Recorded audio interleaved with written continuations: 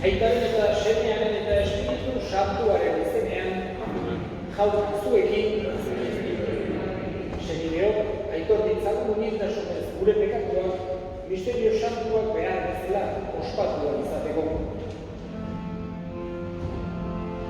Jesus jauna bihurtuak salbatzera bidalia, erroki jauna.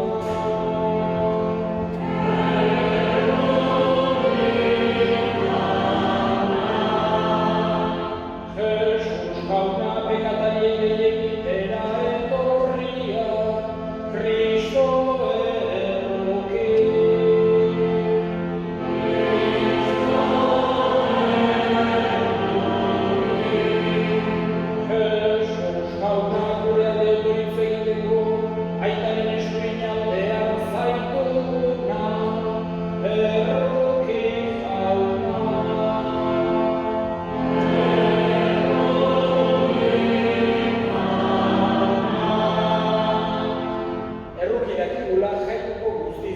Eta gure pekatuak barkaturik eraman gaitzala betiko bizitzara. Amen.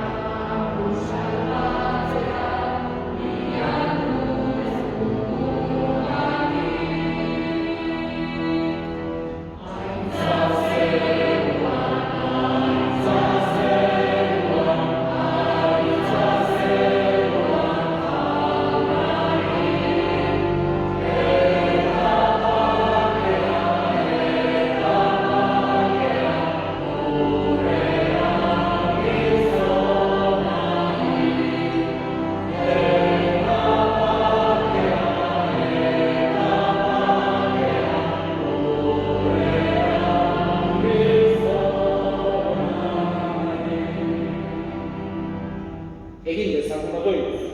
Hoi jainko, egun honetan agertu zenien izarrak idari zela, zure seme bakarra jentil herriei. Izan zaitez gurekin jonbera, eta eraman gaitzazu sinismenez ezagutzen zaitugunok, zure aintzaren ederra bete-betean gozatzera. Zure seme Jesu Kristo gure jaunaren bitarte zurekin eta Espiritu Santuarekin batean, jainko eta errege bizi baita, gizaldi eta gizaldietan.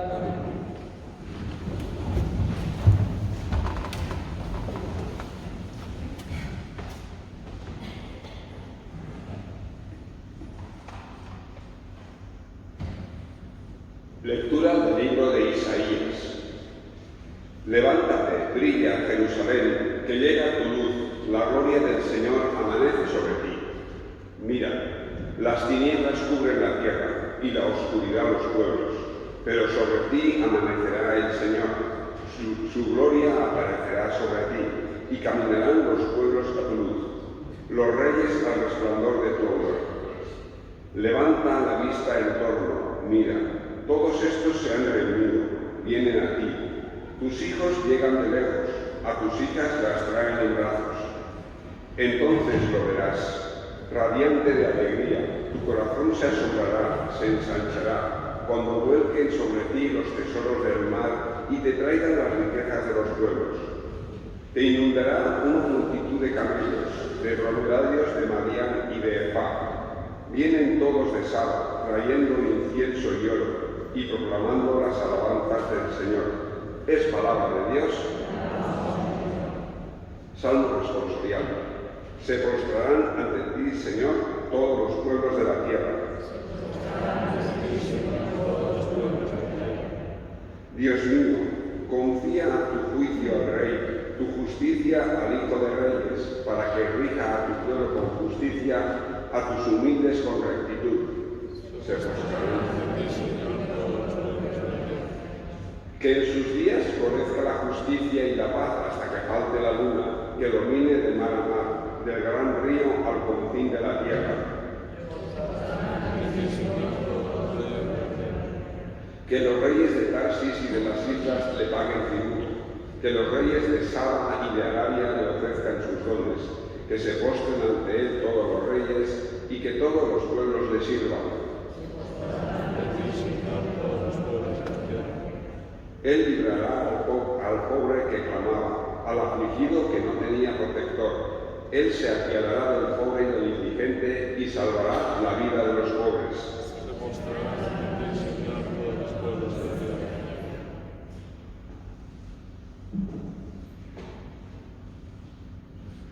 San Paulo apostoluak Efesotarrei, zenideok, entzun duzue jainkoaren grazia zuen artean zabaltzeko eginkizuna eman zaidala. Goi agerpenez ezagutzeari bai zaineri Kristoren misterioa. Lehenengo denboretan gizonei jakinerazi ez zitzaien misterioa. Orain, Espirituaren bitartez haren apostolu santuei eta profetei agertua izan zaien bezala.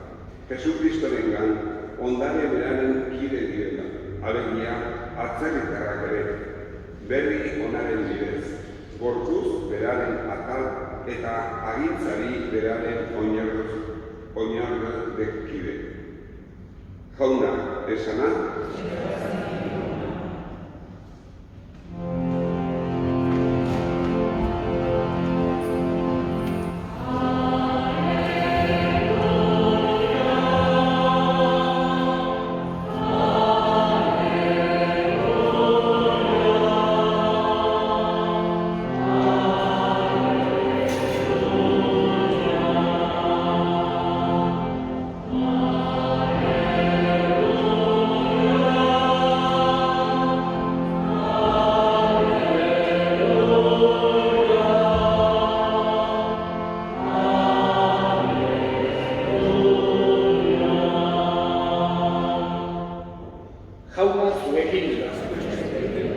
Jesukristoren evangelioa San Mateoren liburutik.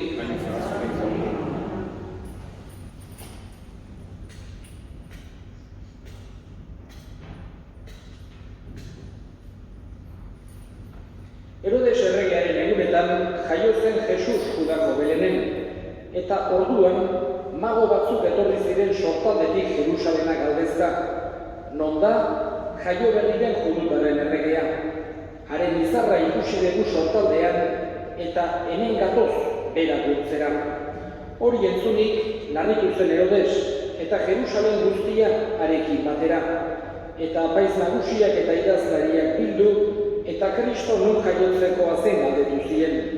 Haiek erantzun, Judako Belenen, horrela dauka profetak idatzirik. Eta zu Belen, Judako bazter hori, ez zera inolaz ere, Judako herri nagusietan txikiena, zugatik aterako baita agintari bat, eta nire herri Israelen hartzaile izango da. Orduan Herodesek mago haiei isilka dei egin zien, izarra noiz agertu zitzaien jakiteko ahal bezain ondo. Eta berena bidali zituen esanez, zoazten eta jakin arduraz aurraren berri, eta arkitzen duzuenean, esaidazueneri, Neronek ere joan da, gurtu dezadan. Haiek erregeri entzun ondoren joan egin ziren, eta bat-batean sortaldean ikusitako izarra aurretik jarri zitzaien, aurra zegoen lekuaren gainean gelditu arte. Izarra ikusitakoan bere aldiko poza hartu zuten, eta etxean sarturik aurra arkitu zuten. Maria bere amarekin eta auspez jarririk gurtu egin zuten, eta beren kutsak irekita erregaliak eman zizkioten, urrea, intzentsua eta mirra, eta Herodesengana ez itzultzeko albiste ametsetan harturik, beste bide batetik joan ziren beren lurraldera. Jaunak esana. Errege eguna, ari gera ospatzen. inportantzio handia duen eguna. Eta esan genezakegu egu berritan dagoen hunkigarrienetako bat. Oso fetxa polilla baita gaurko egun hau. Eta elizak liturgikoki Epifania ospatzen du, jaunaren agerkundea. Hau da, jauna herri guztien aurrean salbatzaile bezala agertzen den eguna. Eta evangelioan entzun dugu, mago batzuk nola aiatu ziren urrutitik Belenera, Jesus adoratzera, izar batzuk ikusita. Aurreneko eta esakerezagen irudi zaharrenak, erregeak edo magoak, Biblian magoak agertzen zaizkigu, agertzen dira batez ere Persiarrez jantzita. Persiako jazkerak eta jartzen dizkiete irudi zaharrenetan magoei. Gaur egungo Iran izango litzateke Persia, handik etorrita bezala. Hiru mago, garai hartan Zoroastroren erlijioa nagusitzak inguru haietan, eta zoroastrismoan garrantzia handia zeukaten izarrek, planetek, baita ere ametsek, eta horregatik hiru gizon haiek zer sumatu zuten eta gerturatu ziren Belenera. Eta hoixe da gaurkoan, esan genezake, liturgiak agertzen digun errealitatea, begi bistan guk entenditzeko jauna agertu dela herri guztien aurrean. Cuando hablamos de la Epifanía, también tenemos que tener en cuenta la importancia que tiene, sobre todo en el oriente cristiano, esta fiesta, incluso mayor que el día del 25 de diciembre, que el día de Navidad. Como sabéis, la Iglesia tiene esos dos pulmones, el pulmón occidental, que era lo que era el antiguo, digamos, Imperio Romano de Occidente, con Roma como capital y latín como lengua, y por otro lado ese pulmón oriental, que estaba más en el Imperio Romano de Oriente, tenía como capital Constantinopla y como lengua más bien el griego. Esos dos que tuvieron dificultades en los primeros siglos, pero que a la vez era algo tremendamente enriquecedor, porque son dos mentalidades, dos mundos, dos cosmovisiones que se complementan y además se enriquecen mucho una a la otra. En el siglo XI sucedió aquel terrible cisma de Oriente que todavía no se ha solucionado, y la mayor parte del cristianismo oriental se apartó de la Iglesia, y hoy en día es lo que llamamos la ortodoxia fundamentalmente. Sin embargo, hay también católicos orientales. Hay en la zona oriental, en distintos países católicos, lo mismo en Rumanía, en Bulgaria, en Grecia, en Siria, en Egipto, católicos orientales que tienen un rito distinto, que viven de esa manera y que son, aunque en número muy pequeño, pero ese otro pulmón importantísimo y absolutamente necesario para la Iglesia. Y ellos celebran esta fiesta de la Epifanía, como decía antes, incluso más que el día de nacimiento de Jesús.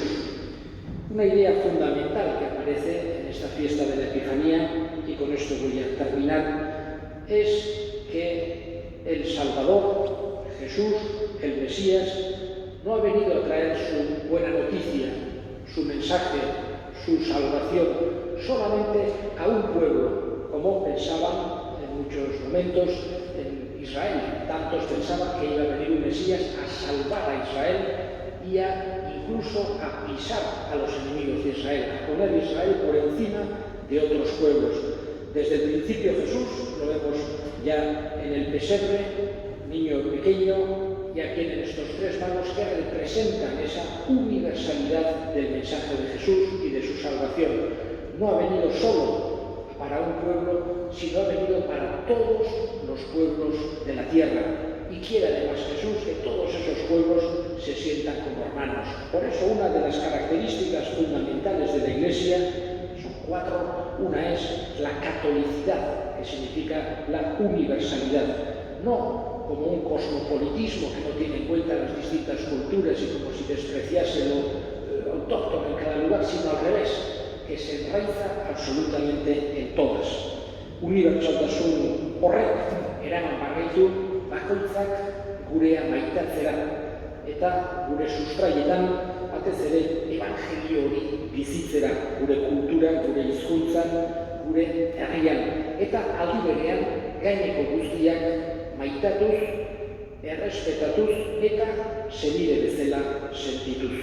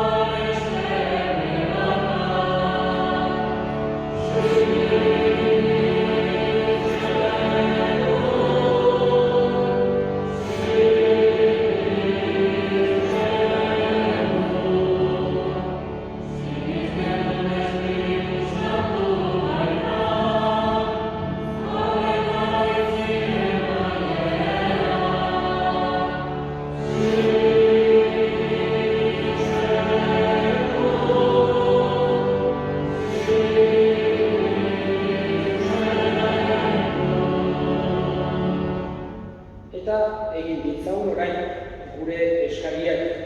Eska dezagun gaurko egun honetan, herri guztiak senide bezala ikus ditzagula, Jesusek ekarri digun senidetasun hori sentituz eta bere salbazioa beti onartuz. Eska dezagun jaunari.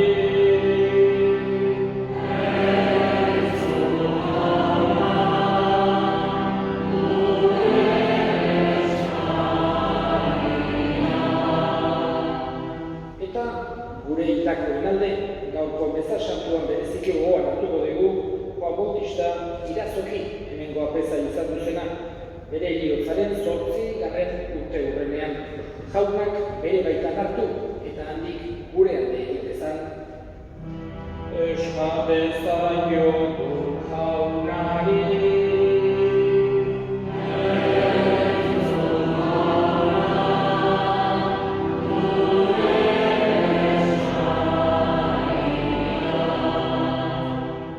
Entzuna eta ona bihotzez egiten dizkizugun eskaria Jesu Kristo, gure jaunaren bitartez.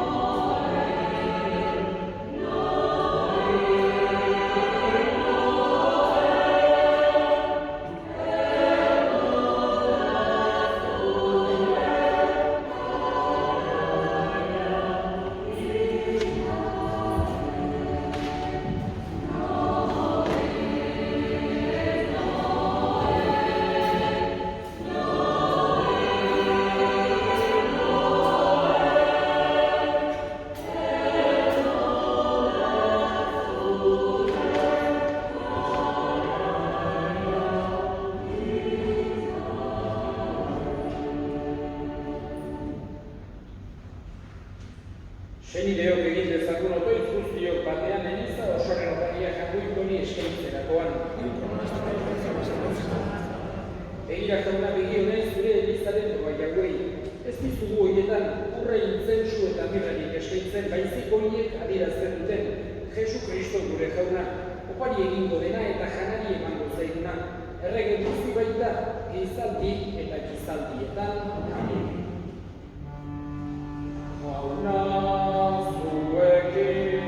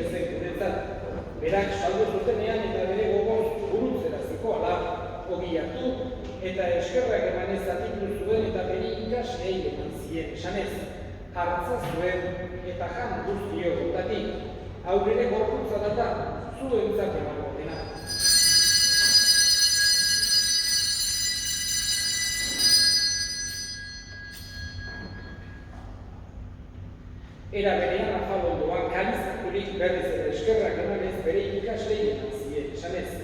Hartza zuen eta eran guztiok. Hau nire odolaren kalizera da, itun berri eta betikoaren odola.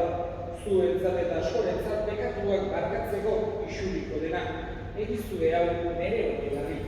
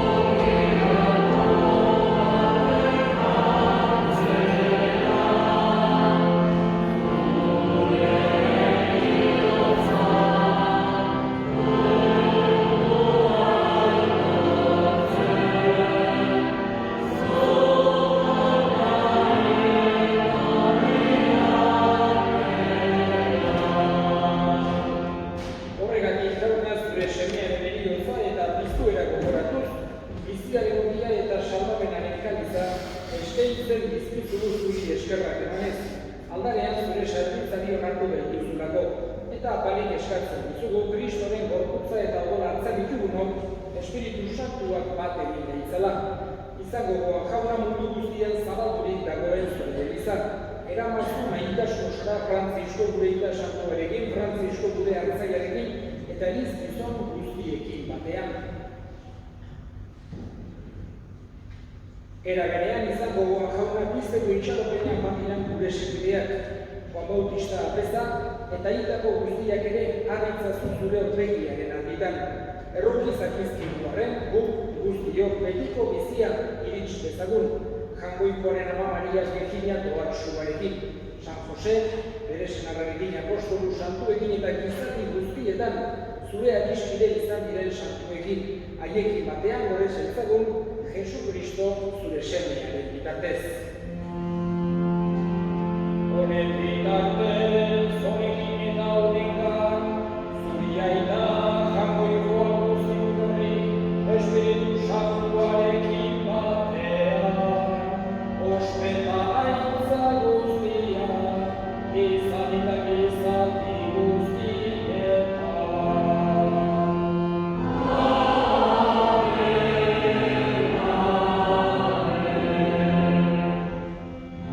Batzakiak agindu da erakutsiari jarraituz, eitu gabe esan dezagun.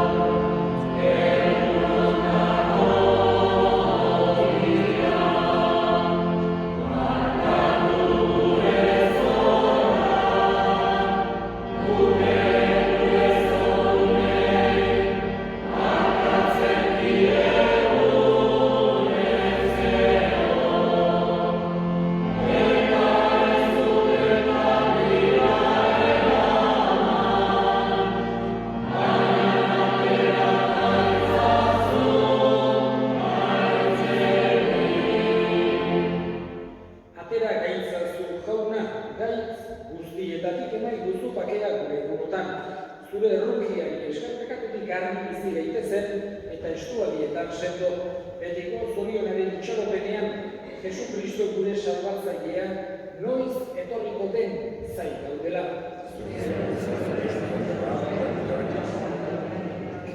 Jesu Kristo gure jauna zure esan da apostoluei bakea uzten dizuet bere bakea ematen.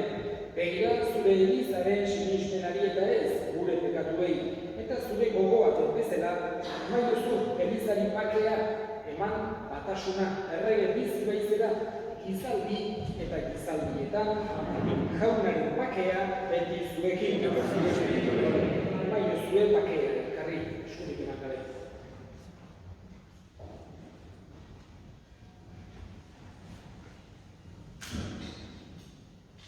Jangoikoarekin dutxa.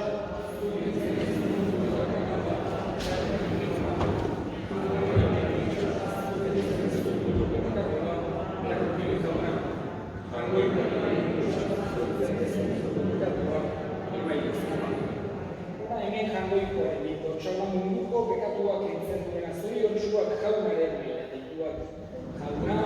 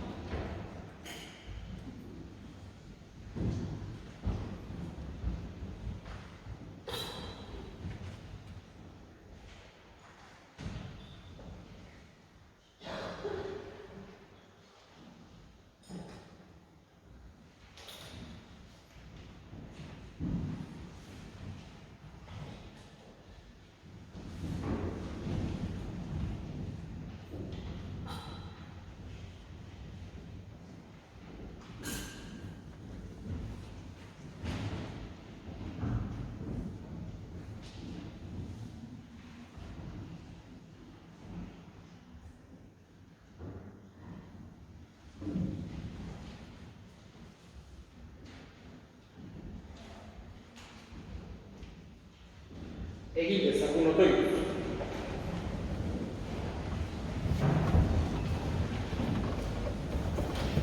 Jauna, izan dezagula lagun zure argia non nahi eta beti. Ospatu dugu misterio fedegarriz, sakon dezagun eta maitasun gartxun onartu. Jesu Kristo gure jaunaren bitartez. Amen. Jano, errek egun ederra jaso dezazuela, eta orain aurten ezin dugu musu emanez adoratu Jesus hautsoa, baino bihotzetik bai adoratu dezakegula, eta gomendik bereikaz emango dizuet, eta koluk ere kantatuko dira. Jauna zuekin, bereikaz aizatela jainko guztiadunak, aitak eta semeak eta espiritu salduak zoazte,